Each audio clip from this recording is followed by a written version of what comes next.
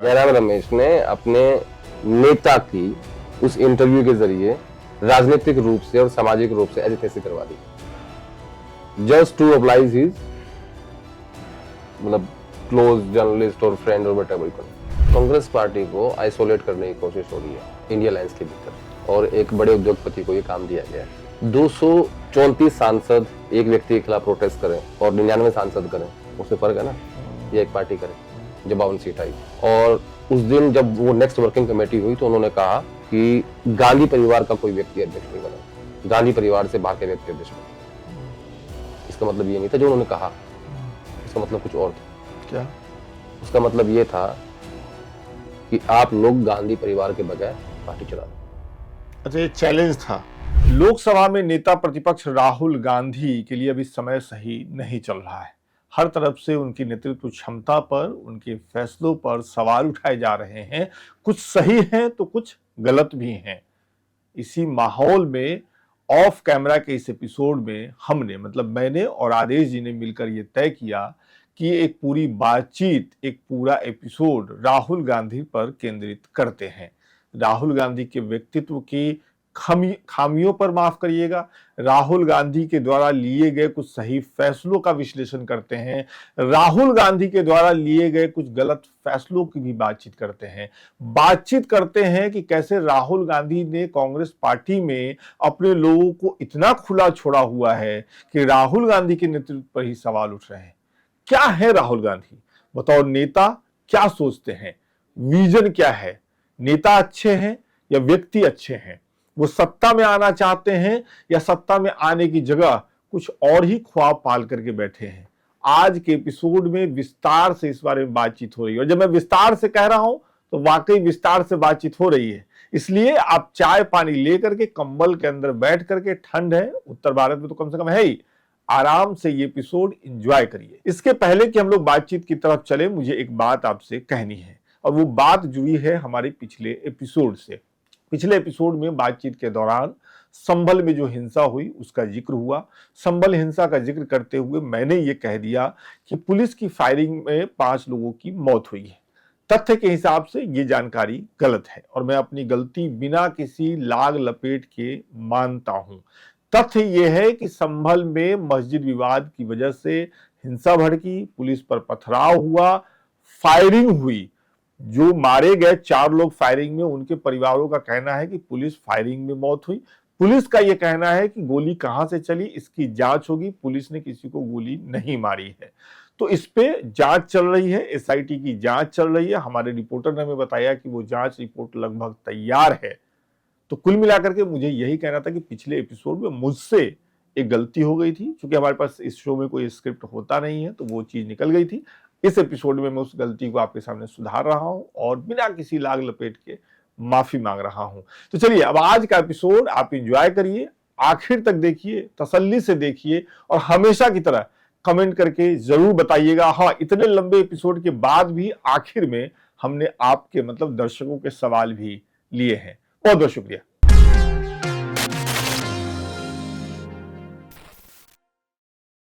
कैसे सर? बहुत बढ़िया। कैसे आपने स्वेटर डाल लिए? मुझे अब कह सकता हूं मैं कि ठंड आ गई है। कल शाम को मैं खुले में बैठा हुआ था, एक पार्टी सी थी, तो मुझे लगा अब ठंड आ गई भाई। अच्छा। और ठंड में क्या होता है, मेरे सिर्फ पैर ठंडे होते हैं, बस। मुझे ठंड बहुत कम लगती है और ठंड मेरी फेवरेट है, मतलब मैं इसको एंजॉय करता हूँ पूरा। अच्छा लगता है ये मौसम। गर्मी से मुझे बड़ी बहुत चिढ़ होती है गर्मी में ना, पसीने चिप ये वो पोंछते रहो। हम लोग भी शूट करने आते थे तो आप कहते रहते एसी में चलो, एसी में चलो, नीचे मत करो, नीचे मत करो है? हाँ, और तुम्हें वो खुला व्यू चाहिए था। हाँ, व्यू के चक्कर में कई बार बहुत सारी चीजें हो जाती है। आज जो अपना ये शो है जिसमें हम लोग बातचीत कर रहे हैं, एक ऐसे वक्त में जब राहुल गांधी चारों तरफ से घिरे हुए दिख रहे हैं, हम लोग ये पूरा का पूरा एपिसोड राहुल गांधी पे ही सेंट्रिक कर रहे हैं। मेरा फेवरेट टॉपिक। आपका फेवरेट टॉपिक है? ऑब्वियसली मैं पार्टी कवर कर रहा हूँ इतने सालों से, चीजें नजदीक से देखी है मैंने। तो जिस चीज के बारे में आपको पता होता है, आपका फेवरेट वही होता है ना। हाँ। जब हम पढ़ते थे तो जो सब्जेक्ट आपको अच्छे से आता था वो आपका फेवरेट होता था।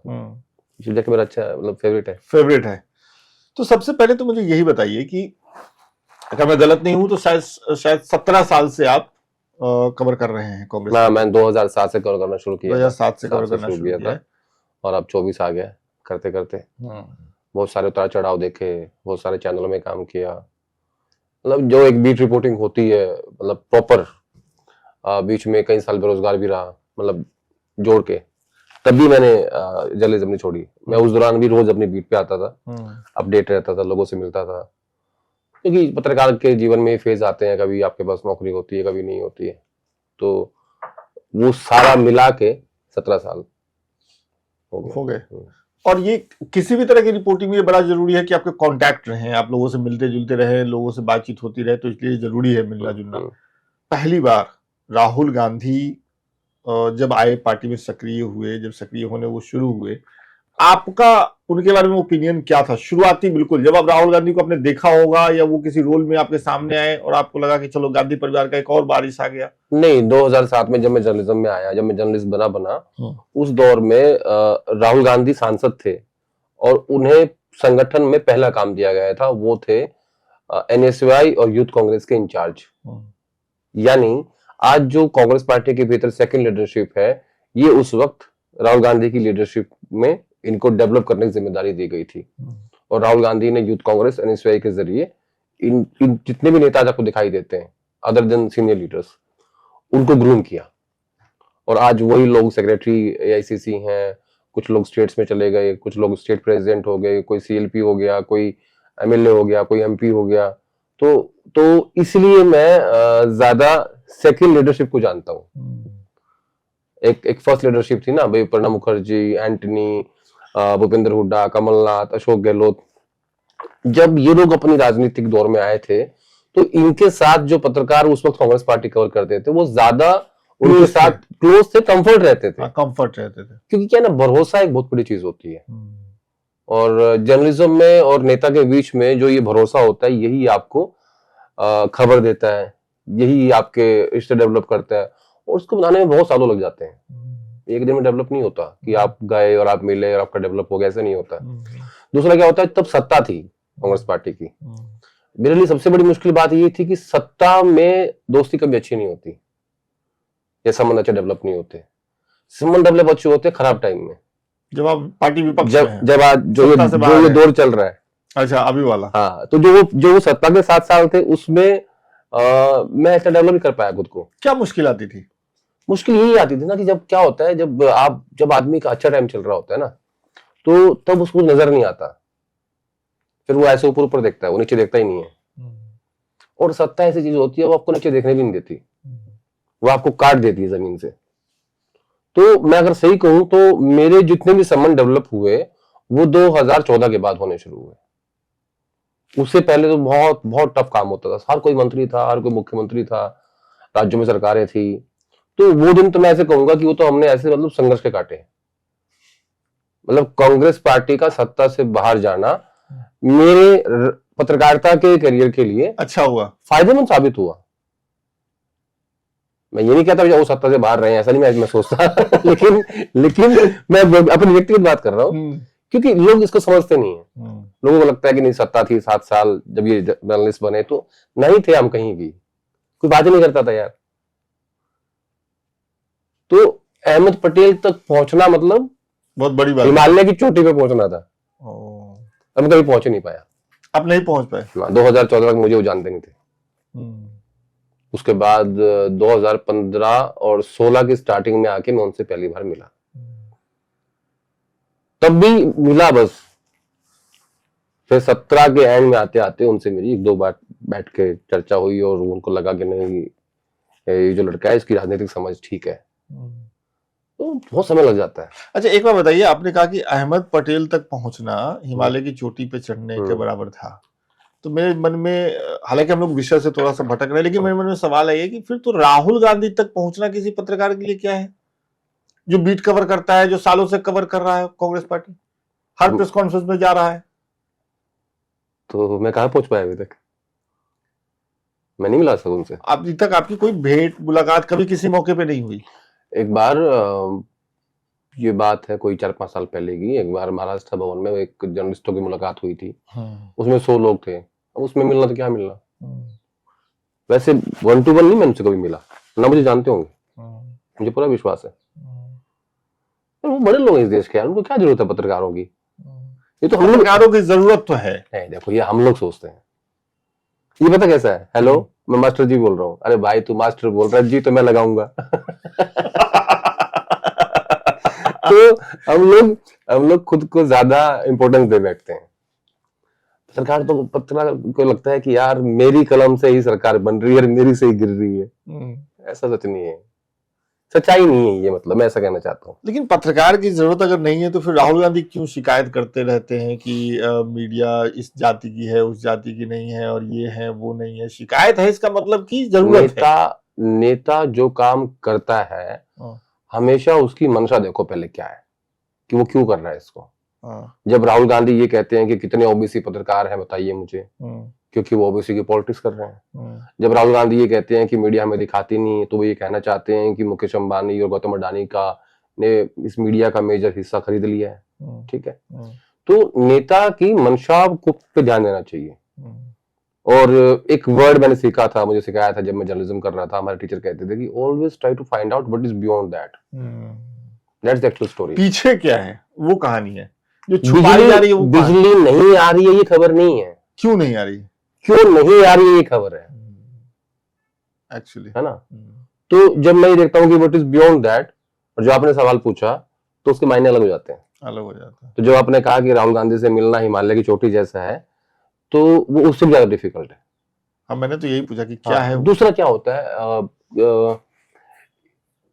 इन लोगों से ज्यादा महत्वपूर्ण इनके लोग होते हैं,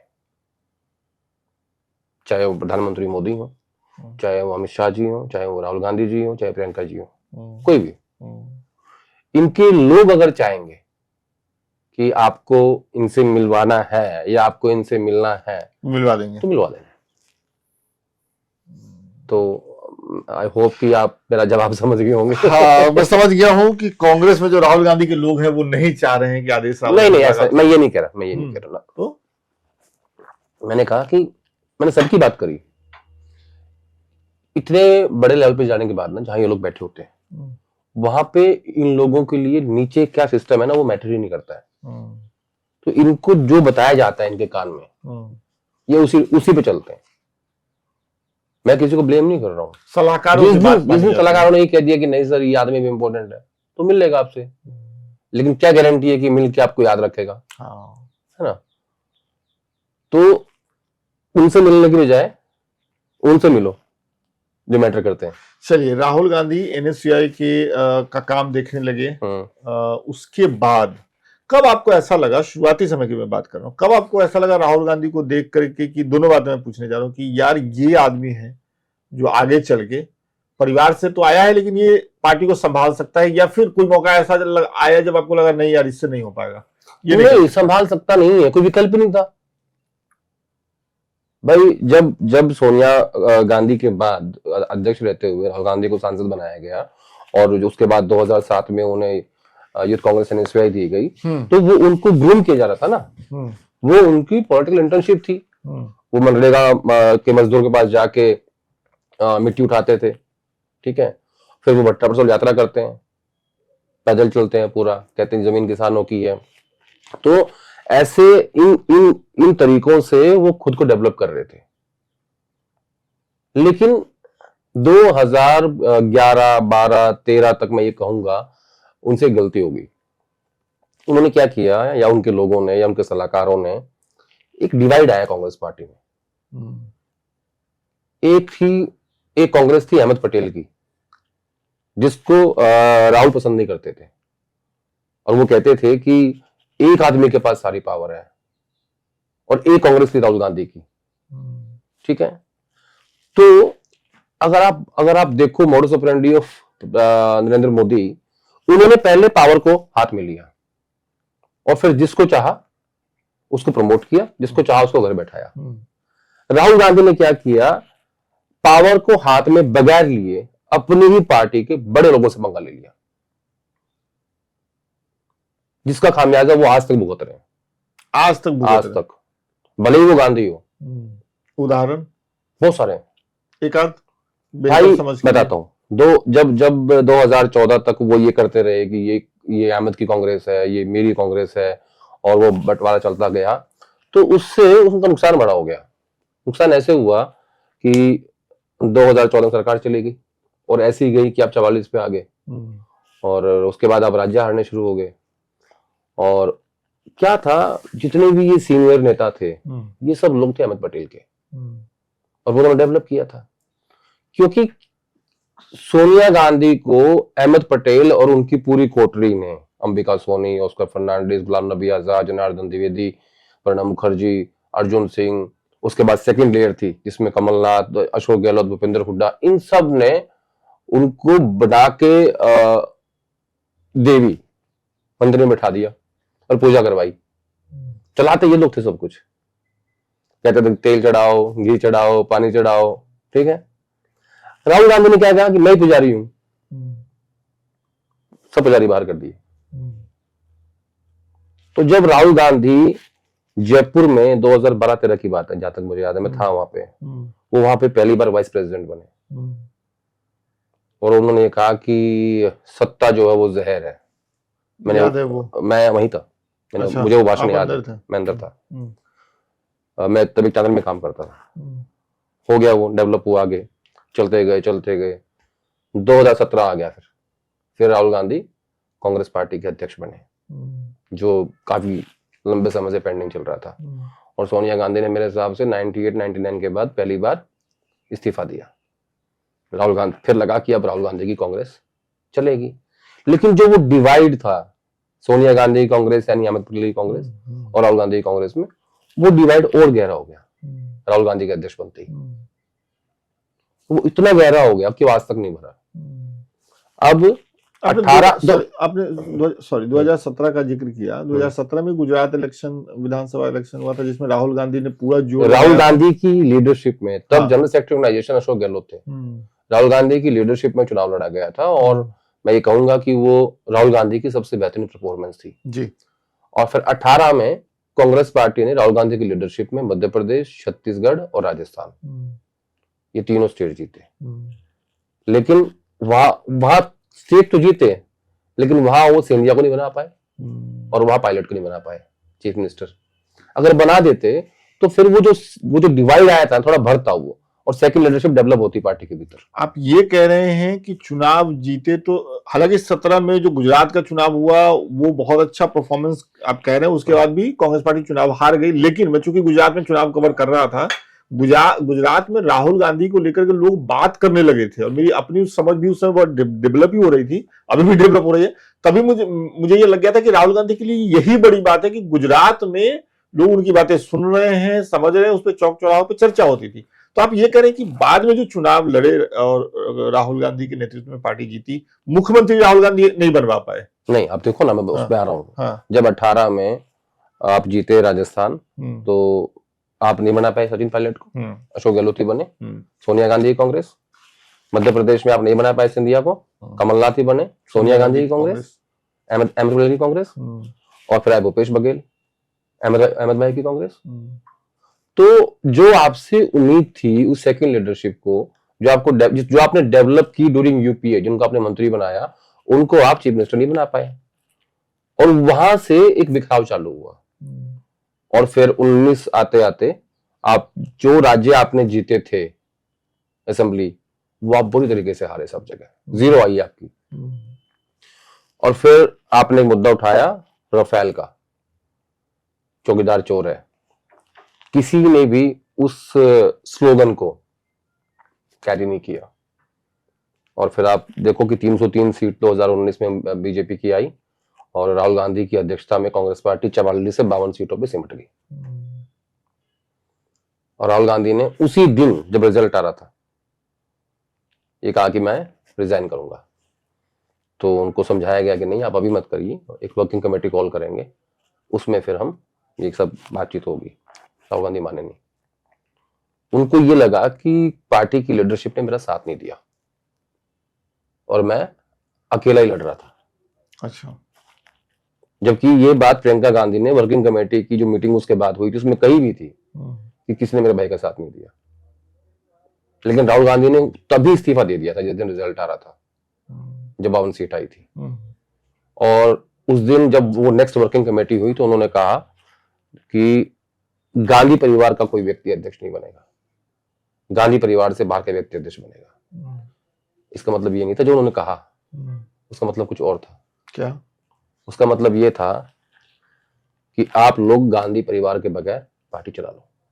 अच्छा, ये चैलेंज था सॉर्ट ऑफ, मुझे ऐसा लगा जितनी मेरी राजनीतिक समझ कहती है। लेकिन अहमद पटेल इस बात को समझते थे। उन्होंने कहा ठीक है हम चुनेंगे, तब तक सोनिया गांधी जी को ही हम इंटरिम प्रेसिडेंट बना देते हैं। तो 17 के बाद सोनिया गांधी की फिर वापसी हुई 19 में, और 19 से लेकर 22 तक सोचो कितनी ठंडी पार्टी है ये, कैसे काम करती है कि 19 अप्रैल मई से लेके और 2022 अक्टूबर तक सोनिया गांधी ही इंटरिम प्रेसिडेंट रही। 22 में जाके खड़गे साहब जो है वो कांग्रेस पार्टी के अध्यक्ष बने, जो गांधी परिवार से बाहर के अध्यक्ष थे सीताराम केसरी के बाद। बिल्कुल लंबा सफर था, ठीक है। तो ऐसे राहुल गांधी जो है वो मतलब डेवलप भी हुए और फिर कमजोर भी हुए, और फिर क्या था, एक राहुल गांधी की छवि डेवलप होगी वो थी कि राहुल गांधी जो है ना वो एक सीरियस पॉलिटिशियन नहीं है। वो बाहर चले जाते हैं, विदेश चले जाते हैं बीच में, और वो उनके जो विरोधी तो कहते थे कि पप्पू है राजनीति में।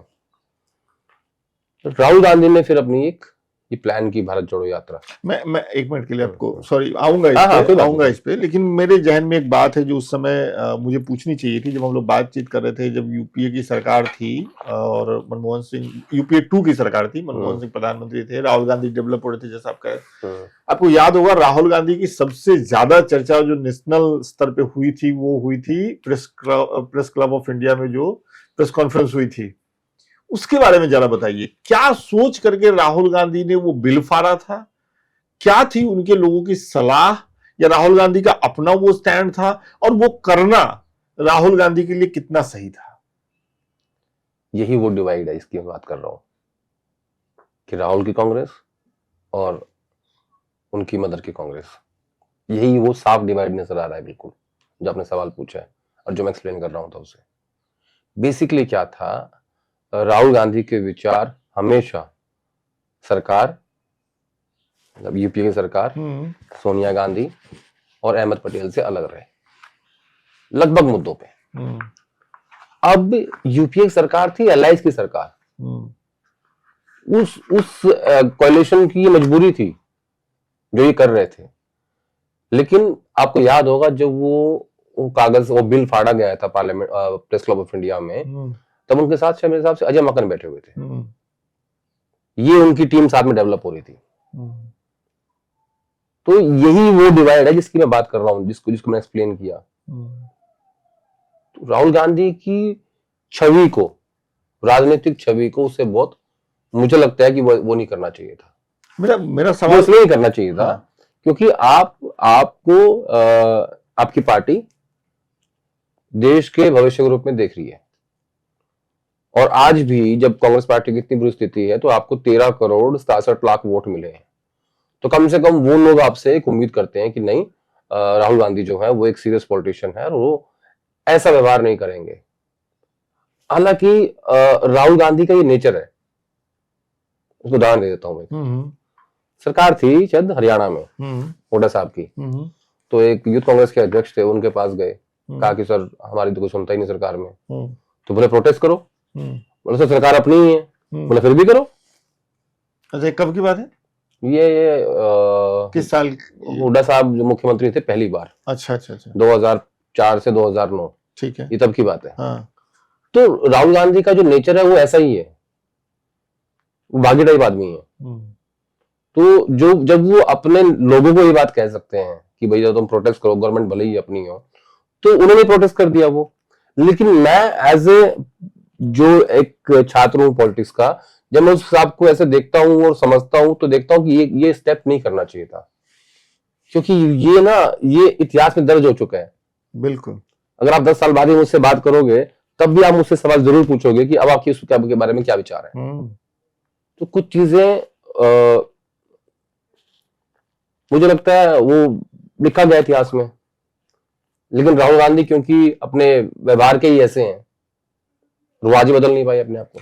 कई बार ऐसा होता है, हम लोग देखते हैं कि कई नेता व्यवहार में ऐसे होते हैं, लेकिन उनके सलाहकार जो उनके आसपास होते हैं ऐसे मौकों पे चौकन्ने हो जाते हैं, उनको रोक देते हैं कि नहीं नहीं ऐसा मत करिए।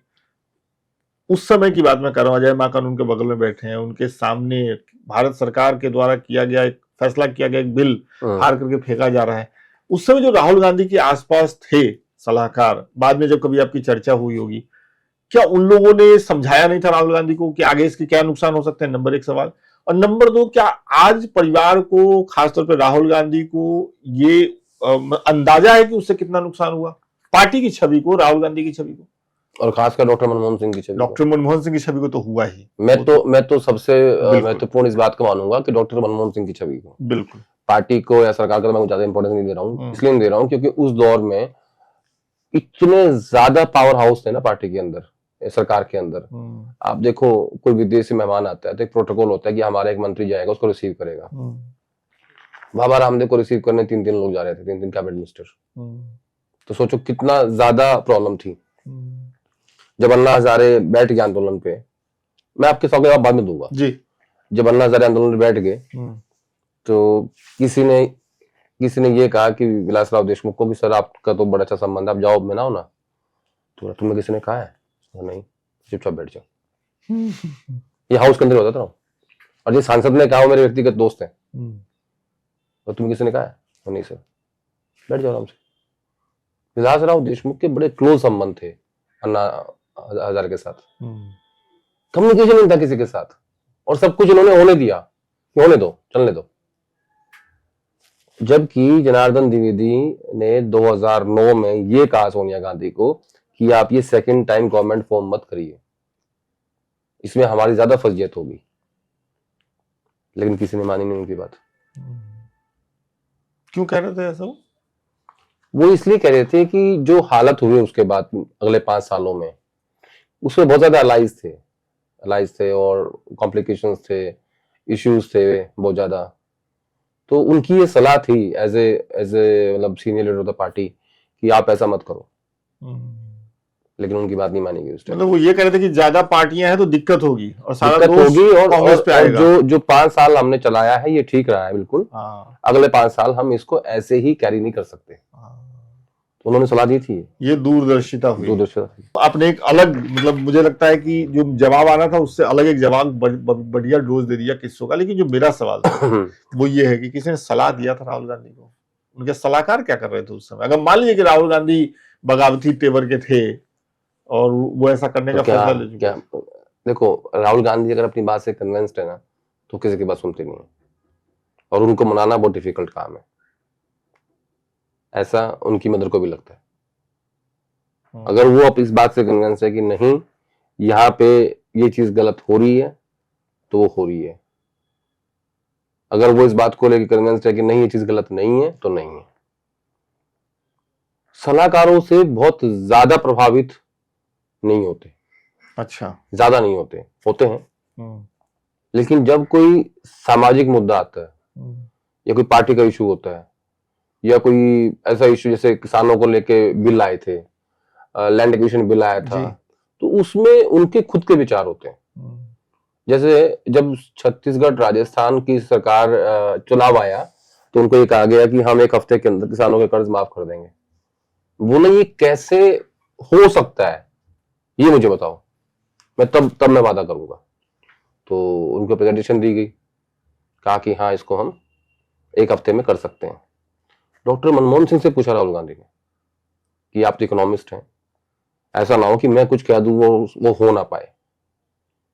तब उन्होंने जाके छत्तीसगढ़ में वादा किया कि हमारी सरकार बनेगी, हम 1 हफ्ते के अंदर आपके बिल माफ कर देंगे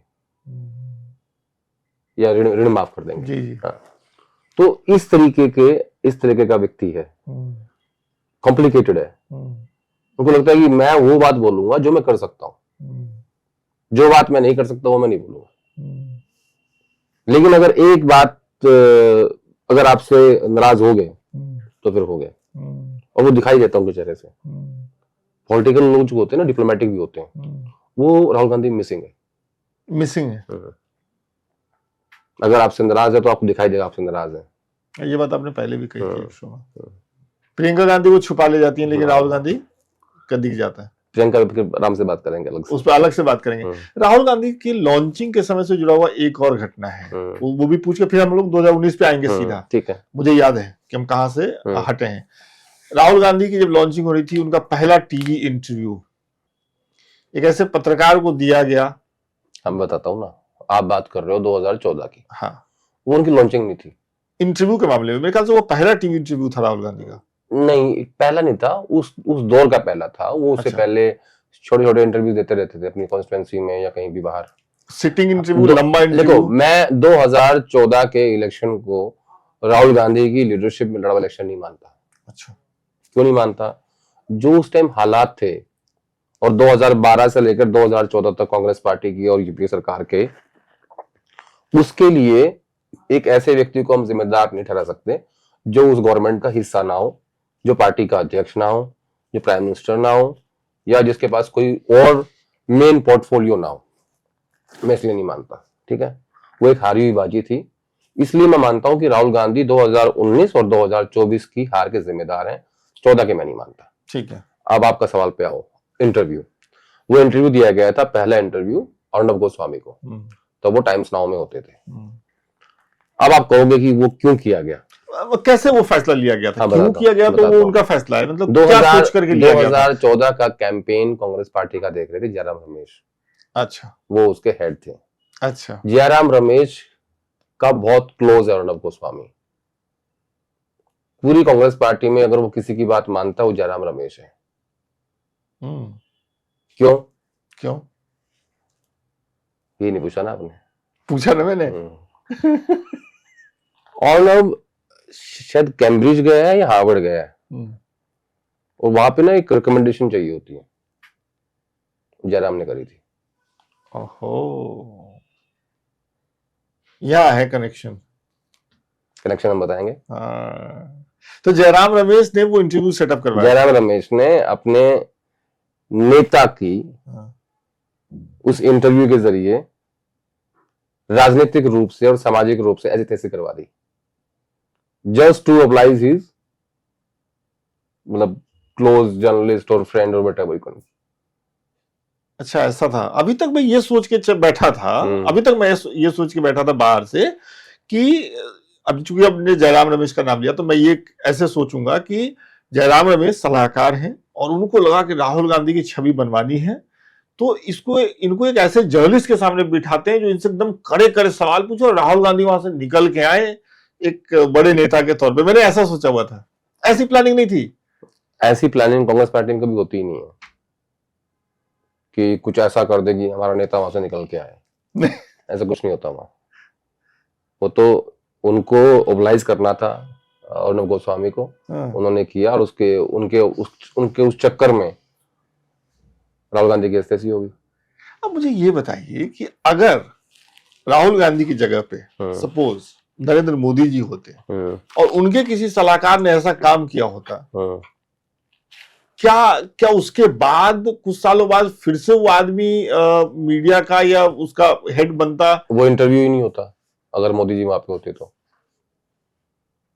क्योंकि वो तो ये चेक कर लेता ना कि ये जो बंदा है इसका बैकग्राउंड क्या है। उनके पास तो पूरी हिस्ट्री होती है। उनको तो ये भी पता होता है कि इसको कैम्ब्रिज में इन्होंने फॉरवर्ड लिख के दिया था।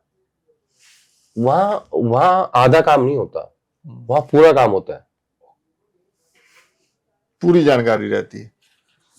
वहां जो उनका है वो उनका है, और जो नहीं है वो नहीं है। वहां कोई बीच में नहीं है कि सर ये इधर भी हो सकता है उधर भी हो सकता है। सेंटर नहीं है वहां, लेफ्ट और राइट है बस। चलिए, तो इस तरीके से जयराम रमेश ने राहुल गांधी को वो इंटरव्यू जिसका आपने सवाल मुझसे पूछा, मैंने आपको उसका जवाब दिया। आपने जवाब दे दिया। अब आते हैं 2019 पे। 2019 लोकसभा चुनाव है ना, जिसको तो आप मानेंगे कि राहुल गांधी के नेतृत्व में लड़ा गया। अध्यक्ष थे भाई, अध्यक्ष थे ना। हाँ, तो उन्होंने ही वो चुनाव लड़ा, उनके नेतृत्व में पार्टी चुनाव लड़ी।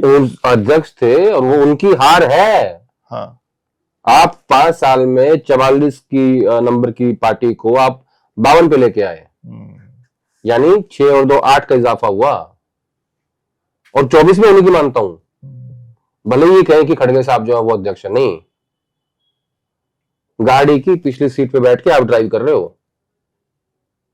जब आपको ये लगा यही, या तो आप ये तय कर लो कि नहीं मुझे अध्यक्ष नहीं बनना, कर लिया आपने तय, फिर आप उनको ऑथोराइज भी कर दो, चलाने दो उनको। हाँ चलाने दो। हालांकि वो भी अपने फैसले लेते हैं, लेकिन जो पूरा कंट्रोल है वो नहीं है उनके पास। तो 24 की हार भी मैं राहुल गांधी की मानता हूँ, 14 की नहीं मानता। हाँ। क्योंकि ये तीनों मैंने अपनी आंखों से देखी है।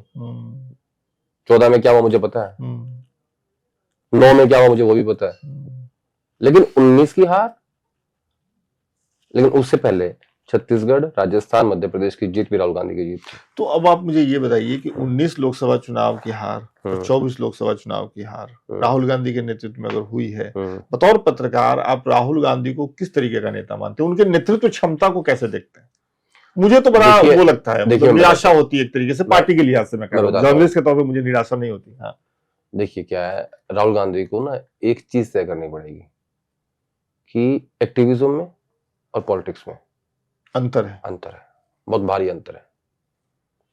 या तो आप ना पार्टी की कमान दे दो किसी और को, और आप एक एक्टिविस्ट के रूप में, अगर आपको लगता है कि देश में इस जाति की, इस धर्म की, इस व्यक्ति की आवाज दबाई जा रही है, मैं उसको उठाऊंगा, तो आप उसको उठाओ। लेकिन पार्टी चलाना बिल्कुल ही एक डिफरेंट चीज है। राजनीति के हिसाब से होती है।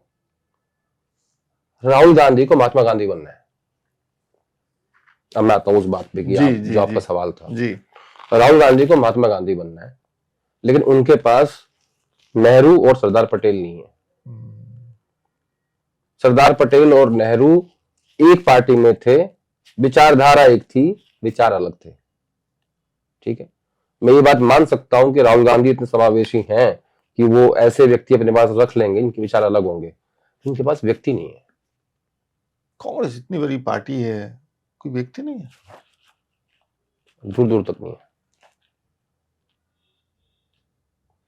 किसी विचारधारा के कुछ लोगों को इकट्ठा कर लेना और उनका कंपैरिजन करना कि ये मेरे नेहरू और पटेल हो सकते हैं, तो ये आपकी राजनीतिक मूर्खता है। तो अगर राहुल गांधी को महात्मा गांधी बनना है ना, तो आप बनो, लेकिन जैसे उस दौर में कांग्रेस चलती थी उसको वैसे चलने दो, एक पार्टी के रूप में, पार्टी के तौर पे उसको अलग फंक्शन करने दीजिए। हाँ, पार्टी को अलग कर दो, अब अपना काम अलग कर लो। अब पता दिक्कत क्या कांग्रेस पार्टी के साथ? जी जी जी, जो बहुत गंभीर चिंतन है। 24 चल रहा है, चला ही गया 24। खड़गे जी का कार्यकाल 2027 तक है। तब आपको एक नया अध्यक्ष चुनना पड़ेगा, जिसकी प्रक्रिया स्टार्ट हो जाएगी 2026 में, इलेक्शन प्रोसेस है। तब किसको आप अध्यक्ष बनाओगे? क्या राहुल गांधी एलओपी रहते हुए अध्यक्ष बनेंगे? नंबर 1। 2 पद एक साथ वाली बात आ नहीं, वो तो खड़गे जी के पास ही है, एज इट इज है। हाँ ठीक है। ये जो रूल्स वाली चीजें होती है ना, ये आपके मेरे लिए होती है, उनके लिए नहीं होती। तो एक तो ये हो गया। दूसरा, अगर वो कहें कि नहीं मुझे अध्यक्ष नहीं बनना, जिसकी ज्यादा संभावना लगती है मुझे कि वो बात कह सकते हैं कि मुझे नहीं बनना, फिर कौन?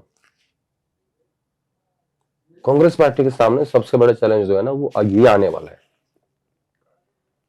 अगर मान लो कि 27 में राहुल गांधी अध्यक्ष बन जाते हैं, तो इसका मतलब ये हुआ कि 29 का चुनाव भी उन्हीं की लीडरशिप में होगा, है ना? तो बहुत सारे इफ एंड बट लगे हुए हैं। मुझे ये बताइए, कांग्रेस पार्टी का संकट ये नहीं है आदेश जी कि या तो पार्टी अपना अध्यक्ष गांधी परिवार में से ही खोजती है, या गांधी परिवार से बाहर का कोई जब बनने की बात होगी या बनेगा तो उसको वो खुली छूट नहीं मिलेगी, जिसका जिक्र आप मल्लिकार्जुन खड़गे के बारे में कर रहे हैं? तो ये एक मुख्य चुनौती नहीं है क्या? मैं वही तो कह रहा हूं, चुनौती ये है कि अब आपके पास खड़गे जी के अलावा कोई ऐसा व्यक्ति नहीं है जिसको आप गांधी परिवार से बाहर के व्यक्ति को अध्यक्ष या पार्टी सौंप सको। सबसे पहली बात ये। दूसरी बात ये है कि अब गांधीज में भी तीनों लोग एक्टिव पॉलिटिक्स में हैं। हालांकि सोनिया गांधी तो रिटायरमेंट की तरफ है, वो राज्यसभा में है और एक्टिव पॉलिटिक्स में मतलब किससे मिलती भी नहीं है। अच्छा। अब बचे बहन और भाई। अब या तो राहुल गांधी वापस अध्यक्ष बने 27 में और कहे कि मैं ही लीड करूंगा पार्टी को, या वो जो कर रहे हैं या जो करना चाहते हैं, जो उनको महात्मा गांधी बनना है और देश की आवाज बनना है या लोगों की बात सुननी है, आवाज उठानी है, ठीक है, आप वो करते रहो और प्रियंका गांधी को पार्टी सौंप दो। यही आपका तो ऑप्शन है। तो ये अगले 2-3 साल जो है ना, वो बहुत डिफिकल्ट है पार्टी के लिए। क्योंकि प्रियंका गांधी जो सांसद बनी है ना, उनको बनाया परिस्थितियों ने। मैंने आपको पहले भी कही थी हाँ, बात। हाँ। तो अब ये परिस्थितियां कहां जा रही है ना पार्टी के भीतर, ये बड़ा डिफिकल्ट है। आपके हिसाब से तो हो सकता है कि परिस्थितियों की वजह से प्रियंका गांधी को अध्यक्ष नहीं, मेरे हिसाब से नहीं। परिस्थितियों के हिसाब से मैं राजनीति कह रहा हूं। में 3 साल का प्रेडिक्शन नहीं होता। हिंदुस्तान की पॉलिटिक्स हर रोज चेंज होती है। हर रोज मतलब हर रोज। आप देखो, जिस कांग्रेस पार्टी ने बीजेपी को 240 पे रोक दिया अपने अलायंस के साथ मिलके, उनकी सीटें आई 99, जिनका ग्राफ पूरा हाई था। 6 महीने बाद ये 2 राज्यों के चुनाव हारे और कांग्रेस पार्टी और राहुल गांधी की जो राजनीतिक छवि है वो बहुत तेजी से नीचे आ रही है और आती हुई दिख रही है। बिल्कुल। एक तो आ रही है, आती हुई दिख रही है, महसूस हो रही है आपको। ये बड़ी बात है। तो इसलिए 3 साल की राजनीति कहां जाएगी, कैसे होगा, मैं कैसे बताऊं। इसलिए प्रेडिक्शन करना नहीं चाहता 3 साल का। बट जो परिस्थितियां हैं, जो डेवलप हो रही हैं, जो आपके सामने चैलेंजेस हैं, वो मैंने आपको एक्सप्लेन कर दिए। वो आपने एक्सप्लेन कर दिए। मुझे एक चीज और एक्सप्लेन करके बताइए कि राहुल गांधी, कई बार मैं देखता हूं कि जब बातचीत होती है और कमेंट्स पढ़ता हूं, लोगों की राय पढ़ता हूं राहुल गांधी के बारे में, तो जो भारत जोड़ो यात्रा हुई, उसका जो पार्ट 2 न्याय यात्रा हुई, उस इन 2 यात्राओं से राहुल गांधी ने पहले जो उनकी छवि बनाई गई थी उसको तोड़ा बहुत हद तक। वो छवि बदली राहुल गांधी की, एक गंभीर नेता की छवि बनी। लेकिन ऐसा लगता है कि एक छवि बनी, वो कुछ समय तक चली, फिर राहुल गांधी खुद ही उस छवि को अपने कुछ कामों से, अपने कुछ एक्टिविटी से कमजोर कर रहे हैं। ये दोनों चीजें अलग हैं। हाँ, मैं इनको अलग देखता हूँ। कैसे? एक तो राहुल गांधी की छवि जो थी पहले, उसको उन्होंने वॉश आउट किया और एक बड़ी स्ट्रॉन्ग यात्रा, जिसमें आपको 25 किलोमीटर रोज पैदल चलना है और कन्याकुमारी से कश्मीर तक लगभग 3,500 किलोमीटर की यात्रा थी वो, जिसको मैं बड़ी बात मानता हूँ। हिंदुस्तान की राजनीति में कोई ऐसी यात्रा नहीं निकाली गई किसी भी नेता के द्वारा जो इतनी लंबी हो, इतनी बड़ी हो। तब मैंने कहा ना कि राहुल गांधी महात्मा गांधी बनना चाहते हैं, वो मैंने वहीं से लिया वो। और दूसरा, उससे राहुल गांधी पे जो आरोप लगते थे कि सीरियस पॉलिटिशियन नहीं है, उसको भी उन्होंने धो दिया। ठीक बात है। और उससे उभर के आया कि नहीं, मैं सीरियस पॉलिटिशियन हूं और मैं इतना हार्ड वर्किंग हूं। कुछ लोग उनकी छवि के अलावा उन पे व्यक्तिगत रूप से भी कमेंट करते थे। व्यक्तिगत रूप से मतलब कि ये शराब पीते हैं या कोई नशा करते हैं। उनकी उस फिटनेस से उसका भी जवाब दे दिया कि जो व्यक्ति फिट होता है ना, वो फिट ही होता है। फिर जो व्यक्ति नशा करता है वो ऐसा काम नहीं कर सकता। तो उस एक यात्रा ने कई सवालों के जवाब दे दिया। हाँ, ठीक है, खूब उभर के आए। ठीक बात। सी, ये एक अलग चीज है, यात्रा, उनकी फिटनेस, उनकी जो भी वो डाइविंग करते हैं, बाइक चलाते हैं, ठीक है, साइकिलिंग करते हैं, जिम करते हैं, रनिंग करते हैं, एक बार में लगभग दौड़ते हैं रोज का 12 किलोमीटर, ठीक है ना। तो उसमें तो कोई जवाब नहीं है। फिटनेस में तो एडवेंचर स्पोर्ट्स में भी कोई जवाब नहीं है। राजनीति ऑल टुगेदर एक अलग चीज। बिल्कुल। कौन सी यात्रा की पैदल मोदी जी ने करी? कोई नहीं। किसी से मिलते हैं कि डेलीगेशन आ गया जी, उनको ले आओ, बिठा दो, मेरे पास मिल लो?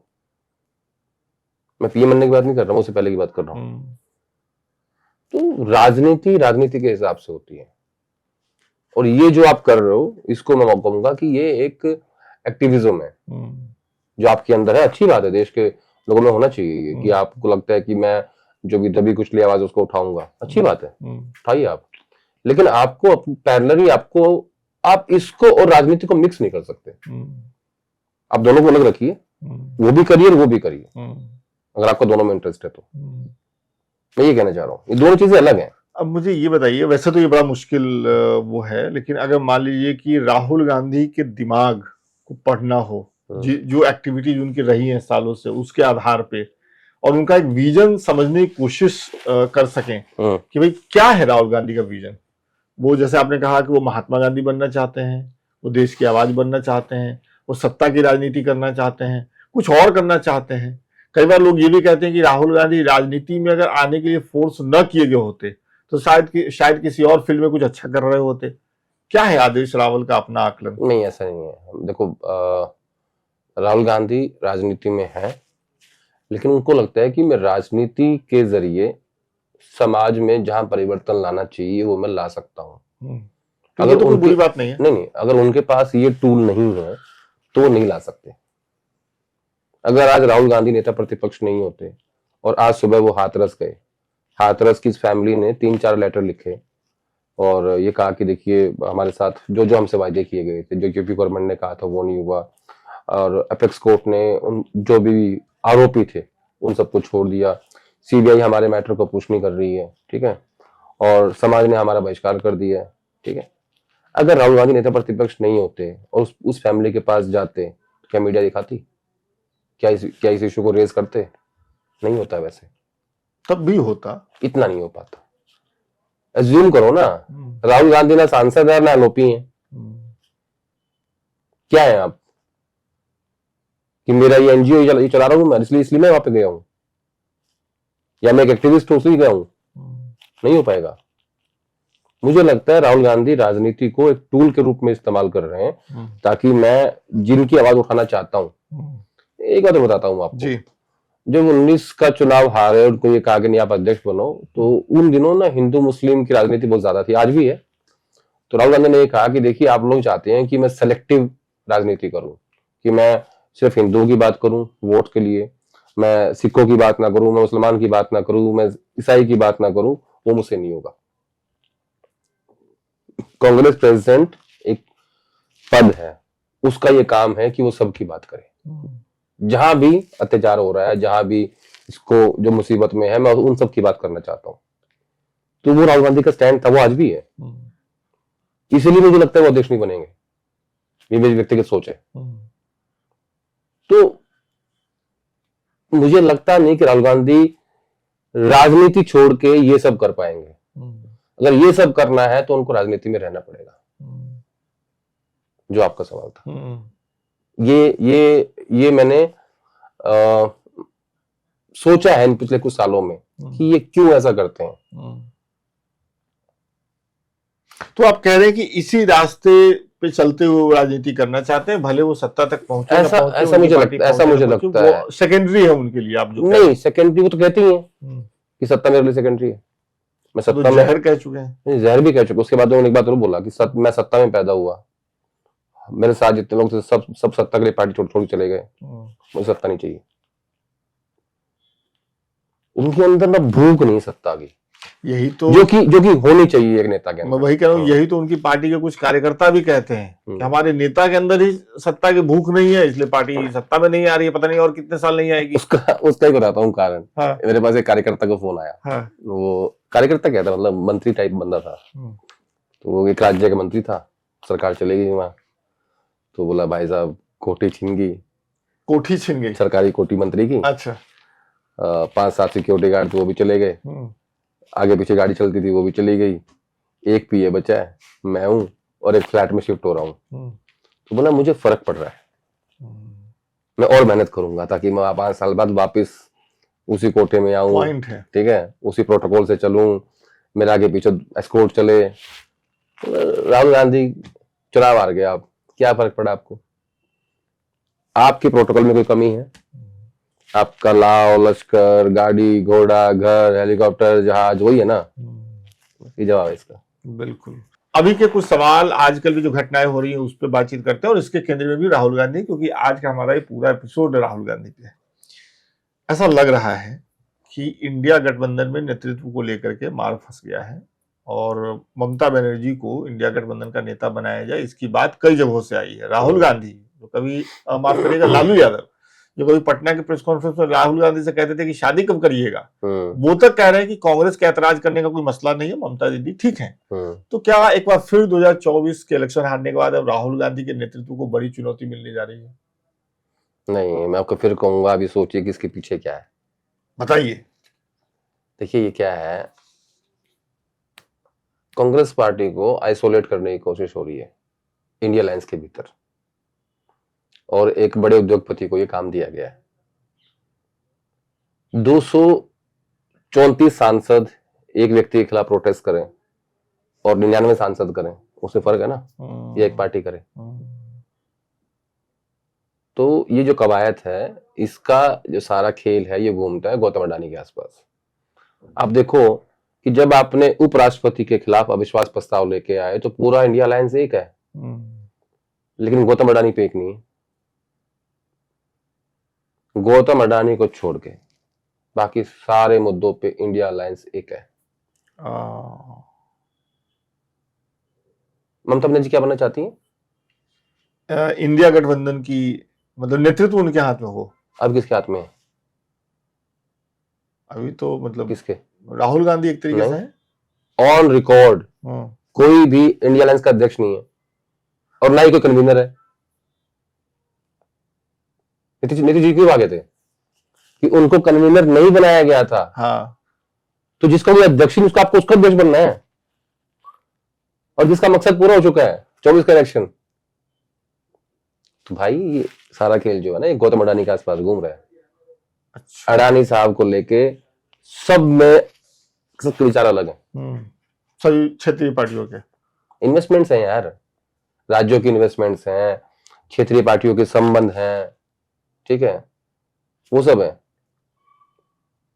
तो ये तो घुमा के कहा गया कि भैया तुम उनको मैनेज करो, हमसे नहीं होगा, और ये देख लो आप। और देखना 20 तारीख के बाद क्योंकि आपको नजर ही नहीं आएगा ये मुद्दा। पार्लियामेंट तक है ना। अरे भाई जिस ग्रुप का कोई अध्यक्ष ही नहीं है, आपको उसका अध्यक्ष बनना है, और जो उसका मेन काम था वो उसने पूरा कर लिया। बीजेपी को रोक दिया और चुनाव लड़ लिया पूरा का पूरा। तब तो जरूरत नहीं पड़ी। और ममता बनर्जी उस इंडिया अलायंस का कोई डायरेक्टली इन्वॉल्वमेंट का इतना ज्यादा हिस्सा नहीं थी। ममता ने कितनी सीट दी कांग्रेस पार्टी को? ममता थी लेकिन नहीं थी। हाँ, बीच में तो इंडिया गठबंधन की मीटिंग भी हो रही थी, उसमें ममता को नहीं बुलाया जा रहा था, मुझे याद है। बुलाया नहीं जा रहा था, आई नहीं रही थी, वो आई नहीं रही थी, नाराज चल रही थी। नहीं, नाराज नहीं चल रही थी, मजबूरी आ थी। अब मेरा मुंह खुलवाओ यार, छोड़।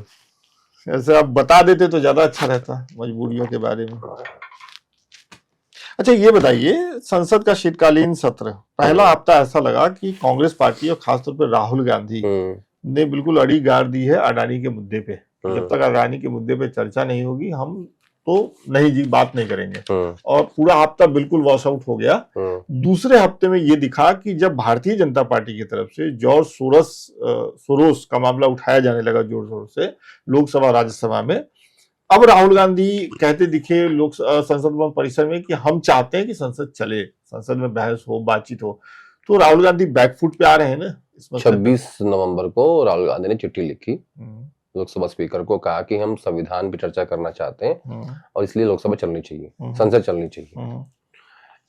कांग्रेस और एलाइज ने बेसिकली जब ये बट गए अडानी के इशू के ऊपर इंडिया अलायंस, तो कांग्रेस हर रोज एक नई क्रिएटिविटी कर रही है अडानी के ऊपर। एक है तो नेक है, एक है तो सेफ है, कभी टी शर्ट के पीछे स्टिकर लगाते हैं, कभी बैग पे फोटो लगा के लेके आते हैं दोनों की। तो इन्होंने कहा कि मोदी और अडानी एक है। उन्होंने कहा कि सोनिया गांधी और सोरस एक है, या राहुल गांधी या प्रियंका गांधी के साथ। तो दोनों तरफ से ये काम चल रहा है हर रोज पार्लियामेंट में और टीवी डिबेट्स में भी। इधर से आता है कि अडानी और गौतम अडानी और मोदी एक है, उधर से गांधी परिवार और सोरस एक है। ये चल रहा है दोनों तरफ से। बस तुम्हारी कमीज गंदी है, सफेद है तो मेरी सफेद को तुम कमीज को अगर गंदी कह रहे हो तो तुम्हारी भी गंदी है, ये वाला पूरा नैरेशन वही चल रहा है और कुछ नहीं। और इसी में पूरा ये सत्र लगभग निकल जाएगा, मुझे लग रहा है कि और कुछ होगा नहीं। अगर संविधान पे चर्चा हो जाए तो गनीमत है, जो स्थिति राज्यसभा में है तो मुझे तो उम्मीद कम है। तो अब जब आप सभापति के खिलाफ अविश्वास प्रस्ताव ले आए हो तो वहां पे क्या होगा? दरअसल दोनों तरफ से खेल चल रहा है नैरेटिव का। बस इसी नैरेटिव वाले खेल में मुझे ये बताइए, नेता प्रतिपक्ष राहुल गांधी लोकसभा में नेता प्रतिपक्ष हैं और संसद भवन परिसर में जब एक दिन 2 सांसद मुखौटे लगा करके आए और राहुल गांधी उनका इंटरव्यू ले रहे थे अपने मोबाइल से, वो देख के आपको कैसा लगा? नेता प्रतिपक्ष के द्वारा ये किया जाना बतौर पत्रकार अच्छा नहीं लगा। राहुल गांधी नेता प्रतिपक्ष हैं, 5 बार के सांसद हैं, कांग्रेस पार्टी के पूर्व अध्यक्ष हैं, और जब वो मतलब 2 सांसदों के साथ खड़े हैं, एक ने मुखौटा पहना अडानी का, एक ने पहना प्रधानमंत्री मोदी का, उनके वीडियो से पूछ रहे हैं कि आप देखिए क्या होता है, ये आपकी सीरियसनेस कम करता है। आपके कोई दूसरे सांसद ये काम करते हैं, आप खड़े रहते, बिल्कुल आप खड़े रहते, आप देखते रहते। ठीक है ना, आपको खुद को नहीं करना चाहिए ये काम। ये मेरी व्यक्तिगत राय है। अगर राहुल गांधी मुझसे पूछते तो मैं उनको कहता कि नहीं, आपको नहीं करना चाहिए काम। देखिए, नेता का सारा खेल ना उसकी इमेज, उसकी परसेप्शन होती है। बिल्कुल। वो उसी के आसपास घूमता है। अब देखो एक चीज देखो, नरेंद्र मोदी जी गरीब माँ के बेटे हैं, लेकिन वेल ड्रेसअप हो रहते हैं और लोग उनको फॉलो भी करते हैं। राहुल गांधी अमीर माँ का बेटा है, लेकिन गरीब की तरह रहता है, टी शर्ट और कार्गो पैंट और शूज और कभी सैंडल पहन लिए। ठीक है, हर व्यक्ति ने अपने अपने हिसाब से अपना परसेप्शन गढ़ने की कोशिश करी है, लेकिन देश की जनता ने मोदी को मान लिया कि वो गरीब माँ का बेटा है। राहुल को अभी नहीं माना कि वो गरीब माँ का बेटा, अमीर माँ का बेटा है, या वो मतलब गरीब है या साधारण है या हम जैसे। राहुल गरीब की तरह तो नहीं रहते, कैजुअल रहते हैं, अब ये कहना चाहिए मुझे लग रहा है। नहीं देखो, मैं सही बताऊं, गरीब की तरह रहने में फर्क बताता हूं। राहुल गांधी जो कपड़े पहनते हैं ना, या जो जूते पहनते हैं, कपड़े पहनते हैं, मुझे नहीं लगता कि वो हम लोगों से अच्छे पहनते होंगे। नहीं सर, महंगे होते हैं वो। अरे मैं जानता हूं ना यार, कितने महंगे होते हैं, मुझे पता है। अभी लोग रेट बता देंगे निकाल करके इंटरनेट से। वो तो लोगों का काम है, उसमें जो काम इसका वो करेगा, उसकी मुझे आपत्ति नहीं है। लेकिन जितने महंगे कपड़े मोदी जी पहनते हैं, उतने राहुल गांधी पहनते हैं कपड़े महंगे। कोई भी पॉलिटिशियन नहीं पहनता इतने महंगे कपड़े, लेकिन वो उनका एक चार्म है कि वो प्राइम मिनिस्टर है, या उनका शौक है। उनको शौक है, सीएम रहे या पीएम है। नहीं, ये शौक का खेल होता है। कपड़े पहनना, ये सब अपने आप को अच्छे से रखना, एक शौक का होता है, एक शुक्र का होता है। बस ऐसे ही होता है। अच्छा, मुझे ये बताइए कि एक ऐसे ही सवाल है, इसको हालांकि इसके पीछे की कहानी भी आप बताएंगे तो वो भी दिलचस्प होगा। जॉर्ज सोरोस का जो मामला उठ रहा है, इतने जोर शोर से उठा रही भारतीय जनता पार्टी, राहुल गांधी हमेशा पिछले कुछ सालों से ऐसा दिख रहा है कि हर मुद्दे पर फ्रंट फुट पे आकर के खेलते हैं, प्रेस कॉन्फ्रेंस करते हैं, बता देते हैं, जवाब दे देते हैं। इस मामले में क्यों नहीं राहुल गांधी सामने आकर के बता देते हैं कि भैया ये स्थिति है, देश सरकार जवाब दे, हमने तो बता दिया। नहीं, राहुल गांधी क्यों एक चुप्पी दिखती है? नहीं, राहुल गांधी जनरली जहां दोनों तरफ से आरोप चल रहे होते हैं उस पे नहीं बोलते, और सबसे ज्यादा कोई चुप रहता है। मुझे लगता है कि इन्होंने लगाया पवन खेड़ा को, उन्होंने कुछ प्रेस कॉन्फ्रेंस करी, कुछ वीडियोस किए, कुछ ट्वीट्स किए कि जॉर्ज सोरोस के कंपनी ने या उनकी ट्रस्ट ने किस किस बीजेपी के नेता या उसके बच्चों के साथ जिनके संबंध है वो बता रहे हैं। राहुल गांधी की प्रेस कॉन्फ्रेंस होती है अडानी के मुद्दे पे या पीएम के मुद्दे पे, अदरवाइज कोई प्रेस कॉन्फ्रेंस नहीं करते हो। अच्छा, आपको लगता है क्या कि अडानी वाले मामले को राहुल गांधी ने थोड़ा व्यक्तिगत तौर पे ले लिया है? राहुल गांधी जिस तरीके से वो अड़े हुए हैं ना, मतलब कई बार राजनीति में मुद्दों को पकड़ना और छोड़ना। मैंने आपको क्या कहा था कि राहुल गांधी अगर इस बात से कन्विंस हो जाए कि नहीं ये बात सही है, तो फिर वो किसी की नहीं मानते, चाहे उनका एडवाइजरी क्यों ना हो। एक आखिरी सवाल इस लिस्ट से वो ये है कि कांग्रेस जैसी बड़ी पार्टी जो है, अब कुछ मायनों में बिखरी हुई पार्टी भी है, आपको लगता है कि राहुल गांधी? कांग्रेस पार्टी बिखरी पार्टी नहीं है, बिखरी हुई कांग्रेस पार्टी है, तमाम चीजें हैं। कांग्रेस पार्टी ऐसी ही है। अच्छा, ऐसी ही है, ये बिखराव इतने विचार है ना। आप देखो, आप जाओ स्टेट की लीडरशिप में जाओ, आपको वहां एक ग्रुप, दो ग्रुप, तीन ग्रुप मिल जाएंगे।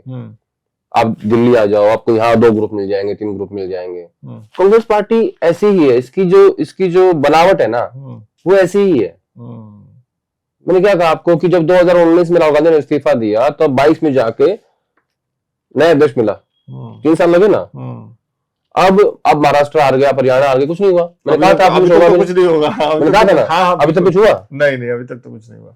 तो जो लोग कांग्रेस पार्टी से एक्सपेक्ट करते हैं कि ये जल्दी कुछ करेगी, वो उनको तकलीफ होती है,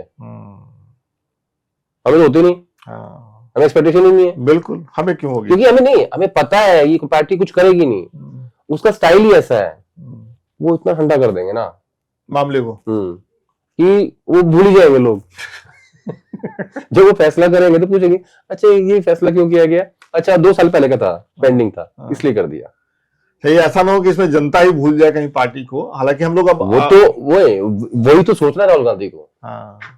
पार्टी वो चला रहे हैं, मुझे चला रहे हैं। बिल्कुल, हाँ, उन्हीं के लिए। हाँ, उनको सोचना पड़ेगा ये। भाई आपकी 3 टर्म हो गए हैं कि आप 44 सांसद से 52 पे आए, अब आप 52 से 99 पे आ गए हो, ठीक है, 100 टच नहीं कर पाए आप, नहीं, ठीक है, तो ये आपको सोचना चाहिए इसके बारे में। और ये सेगमेंट जो है सबसे पसंदीदा आपका भी और मेरा भी, हमारे दर्शकों के सवाल है ना। सबसे पहले ए पॉलिटिकल पॉलिटिक्स करके एक अकाउंट है, वो कह रहे हैं कि मैं आपका शो अमेरिका से देखता हूं, आदेश जी की बातें वाकई काफी दिलचस्प और अंदर की जानकारी जैसी लगती है, लेकिन शो में उनका व्यवहार थोड़ा रूखा और घमंडी लगता है। अगर मैं गलत नहीं हूं तो कुछ हफ्ते पहले भी किसी ने ऐसा कमेंट किया था और उन्होंने कहा था कि वो सुधारने की कोशिश करेंगे, लेकिन मुझे कोई सुधार नहीं दिखा। अगर वे अपना व्यवहार बदले तो शो में बड़ा बदलाव आ सकता है, क्या कहेंगे आदेश जी? भाई मुझे तो हालांकि बदलाव दिख रहा है। नहीं नहीं, बताता हूँ इनको। एक्चुअली क्या है, एक तो इनको ये पता होना चाहिए कि मेरा होम स्टेट हरियाणा है। एक तो हमारी भाषा ऐसी है, दूसरा हमारे राज्य के हिसाब से मैं बहुत हम्बल हूँ। अच्छा। तीसरा अगर मैं अब इस उम्र में आके अपना बैटिंग स्टाइल चेंज करूंगा ना, तो लोगों को पसंद नहीं आएगा, जल्दी आउट हो जाएंगे। हाँ, अब वो डेवलप हो चुका है और मेरा स्वभाव है ऐसा। वो बाहर से आपको ज्यादा कड़क दिखता है, अंदर से मैं उतना नरम हूँ। चलिए, ये पॉलिटिकल साहब को जवाब मिल गया। हमारे दूसरे साथी हैं यश। राहुल और प्रियंका में इतना टैलेंट तो नहीं है कि वो संसद में किसी मुद्दे पर बहस कर सके, इसलिए उनको संसद के बाहर नौटंकी करना अपेक्षाकृत आसान लगता है, सिंपल लगता है। ऐसा है क्या कि वो संसद में बहस से बच रहे हैं क्या? नहीं, ऐसा कुछ नहीं। देखिए, विपक्ष का काम होता है अपनी अपनी पार्टी का या अपना जो भी उनका एजेंडा है उसको उठाना, अपनी बात को उठाना, अपनी बात को कहना और उसको मीडिया के माध्यम से लोगों तक लेके जाना। वो कर रहे हैं। अब उनके पास करने के लिए और है क्या? अगर वो ये भी ना करें तो फिर क्या करेंगे? संसद चल नहीं रही है, बाहर आप कुछ प्रोटेस्ट ना करो, तो सिंबॉलिकली आपको कहीं ना कहीं तो खुद को जिंदा रखना है ना। विपक्ष के पास यही रास्ते होते हैं। विपक्ष का काम ही यही है। विपक्ष का काम ही यही, एक्चुअल काम तो विपक्ष का यही है ना। और एक पॉलिटिकल पार्टी है और इस देश की सबसे बड़ी पुरानी पार्टी है और बड़ी भी है। जब जो 3 टर्म हारने के बाद भी नहीं मरे, और चलता रहता राजनीति में अप डाउन आते हैं। एक पुराना वीडियो में देख रहा था, नेता प्रतिपक्ष थे लाल कृष्ण अटल बिहारी वाजपेयी, और वो कह रहे थे कि सरकार के पास अपने तरीके होते हैं काम करने के, लेकिन विपक्ष के पास तो बात कहने का ही एक अपना रास्ता है, तो हमें बात कहने दिया जाए। ये एक मामला है। अगला कमेंट जो है वो उमर सुभानी का है, और उमर जी हैं पाकिस्तान से। वो कह रहे हैं, I am from Pakistan and I am always waiting for your weekend episode. My question is about mostly criticized man KC Venugopal. Do you think the problem is in Venugopal or any person who will be seated in this rank, and who can be alternative of Venugopal being Secretary General of INC? उसके आगे इनका observation है जो कि बहुत ही लंबा है। हमारे एडिटर जो साथी हैं वो उसको स्क्रीन पे रखिए, इनका जो पूरा कमेंट है, ताकि लोग वो कमेंट पढ़ लेंगे। जो उमर सुभानी कह रहे हैं, तो पाकिस्तान से हमारा शो देखते हैं, बहुत बहुत शुक्रिया, और आदेश जी भी बता देंगे। लेकिन इनका सवाल जो है, तो वेणुगोपाल को लेकर के मैं भी ये सोचता हूँ कि उनकी इतनी आलोचनाएं होती हैं, आप भी कम नहीं करते हैं भाई साहब, तो उस पोस्ट पे, जिस पोस्ट पे बैठे हैं, उसकी ये दिक्कत है, और अगर दिक्कत है तो कौन हो सकता है जो उनकी जगह बेहतर ले सकता है पार्टी में? आज की डेट में ऑल्टरनेट कम है। एक ऑल्टरनेट है, वो है अशोक गहलोत। अच्छा, अशोक गहलोत एक उनके अल्टरनेट हो सकते हैं, लेकिन वो तब होगा जब वो खुद को प्रमोट कर लें। उनका प्रमोशन हो सकता है कि वो कांग्रेस अध्यक्ष के सलाहकार बन जाए। कांग्रेस अध्यक्ष के सलाहकार बन जाए वेणुगोपाल। अच्छा, या फिर वो केरला के अध्यक्ष बन जाए, तब वो जगह खाली हो और अशोक गहलोत को वो जगह भरने की, मतलब उनके जरिए इजाजत मिल जाए, ये जगह मिल जाए, उनके जरिए ये कोशिश हो। लेकिन जो राजस्थान में बगावत हुई थी, उसके बाद गांधी परिवार गहलोत साहब पे ट्रस्ट करेगा, मुश्किल इसका मुझे नहीं पता, या पहले बता इसका मुझे नहीं पता। दूसरा, अब आपने कहा कि विकल्प है या नहीं है, विकल्प कुछ नहीं होता, वो बताने पड़ते हैं।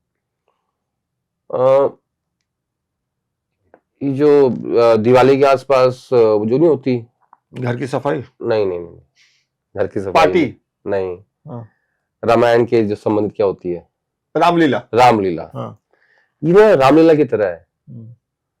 जिसको मुकुट लगाया वो राम, जिसको पूंछ लगाई वो हनुमान। ठीक है, तो विकल्प बहुत सारे हैं।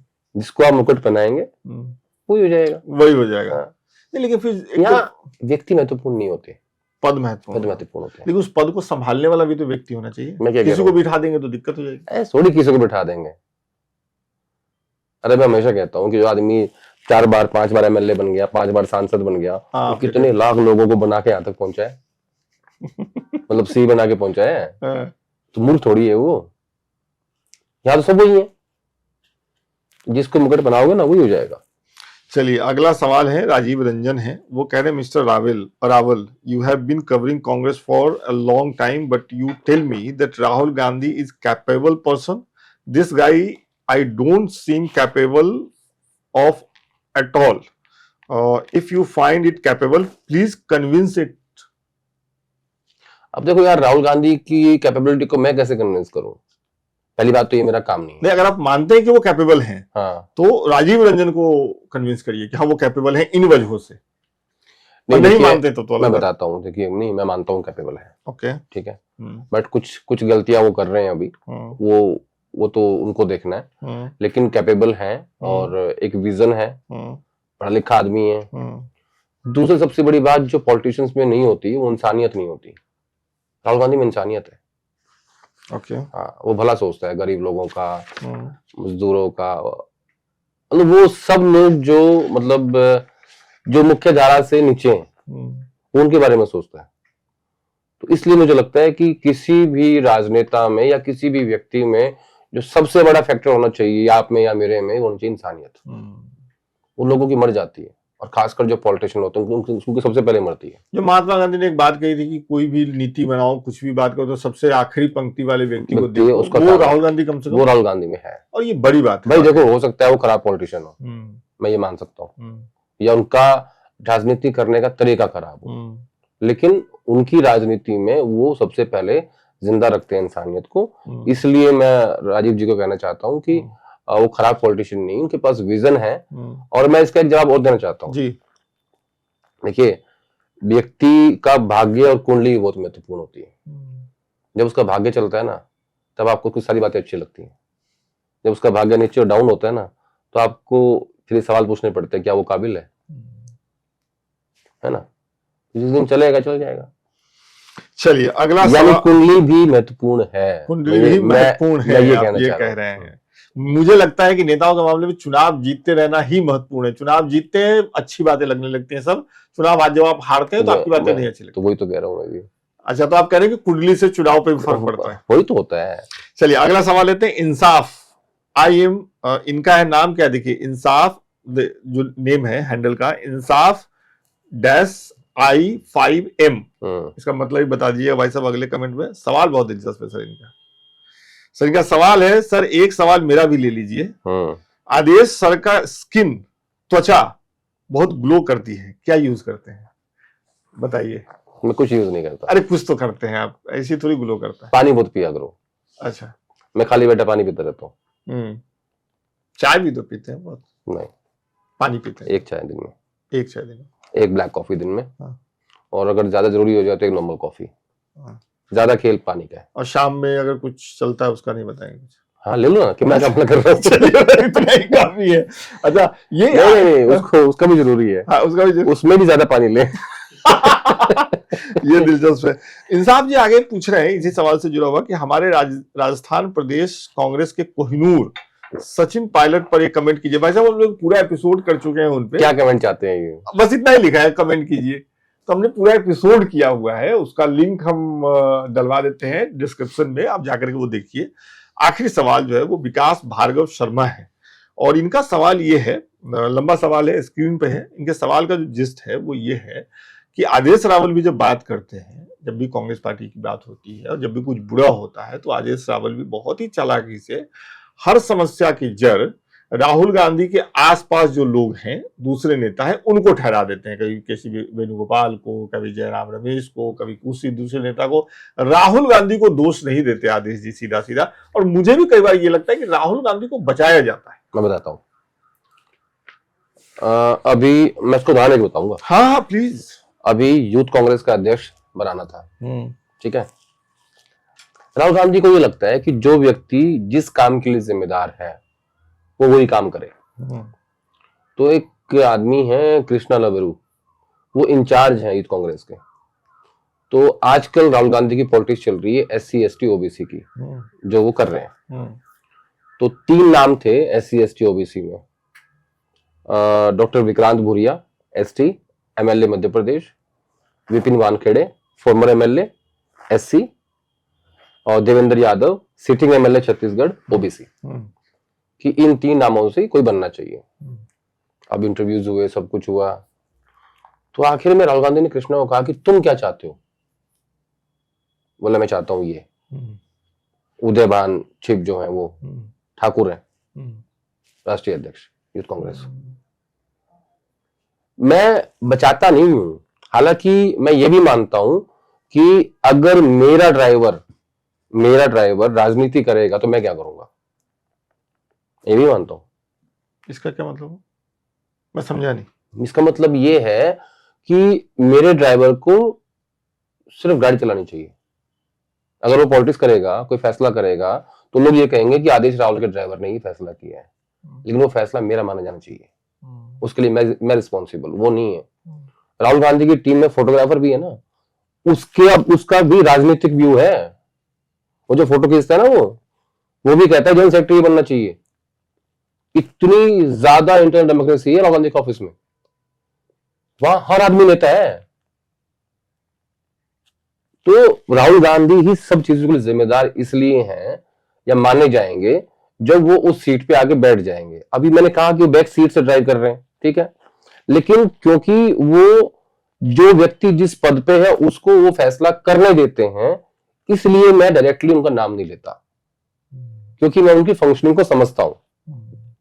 और जहां जहां, जैसे मैंने कहा कि जहां जहां वो डायरेक्टली रिस्पॉन्सिबल हैं, और आज के मैंने शो में बताया भी है कि ये हार उनकी है, तो मैंने कहा बचाया उनको। जहां देखिए, मैंने आपको पिछली बार एक बात कही थी कि 18 करोड़ लोग मुझे ट्विटर पे मुझे पढ़ा 1 साल के अंदर। अगर मैं झूठ बोलूंगा ना, या मैं बनावटी बातें करूंगा, या जो ये गलत जानकारी दूंगा, हाँ, गलत जानकारी दूंगा, किसी को बचाऊंगा, तो वो जो लोग है ना, वो पकड़ लेंगे उसको। जनता से कोई बात नहीं छुपती। अगर आप और हम बैठ के झूठ बोलेंगे ना, तो लोग हमें गाली देंगे कमेंट्स में। बिल्कुल। तो मैं हमेशा कोशिश ये करता हूं कि जो भी सच्ची बात है, कई बार ये होता है कि 100% नहीं बोल पाते, लेकिन आसपास लाके मैं छोड़ देता हूँ कि भाई ये है 70। मेरी मजबूरियां होती है, मैं मेरी कोशिश रहती है कि मैं सच बोलूं और पूरी बात बता दूं, लेकिन उसमें बहुत सारी मजबूरियां होती है। कई बार आप नहीं बता सकते, मजबूरियां होती हैं, जो सोर्स देखना होता है, रिश्ते देखने होते हैं, ठीक है। अब मान लो एक खबर के लिए मैंने अपना सोर्स ही खराब कर दिया, तो अगली बार क्या बताएंगे इनको? अगली बार बताने के लिए कुछ होगा ही नहीं। तो प्रोटेक्ट मैं कभी नहीं करता। मैं ये मानता हूं कि उस आदमी ने अपने अपने क्षेत्र में जिसको जो काम दे रखा है, उनके पास अधिकार दे रखा है कि आप ये फैसला करोगे। इसीलिए आप उनके बगल के और आसपास के लोगों को जिम्मेदार ठहराते हैं। भाई अभी बताओ ना, जब GS वेणुगोपाल है तो जिम्मेदार पवन खेड़ा कैसे हुआ? मैं सिर्फ इतना कहना चाहता हूं। अब जब मीडिया कम्युनिकेशन का काम जयराम रमेश के पास है, तो मैं कैसे दोष दूं वेणुगोपाल को, अजय माकन को या सुरजेवाला को? जो जिस काम के लिए दोषी है, मैं उसी का नाम लेता हूं, और इसके कारण मुझे बहुत खामियाजा भी भुगतना पड़ता है। इससे ज्यादा नहीं कहना चाहता हूं। चलिए, बहुत बहुत शुक्रिया। Thank you. मिलते हैं अपने अगले शो में और विस्तार से बातचीत करेंगे। बहुत बहुत शुक्रिया। Thank you.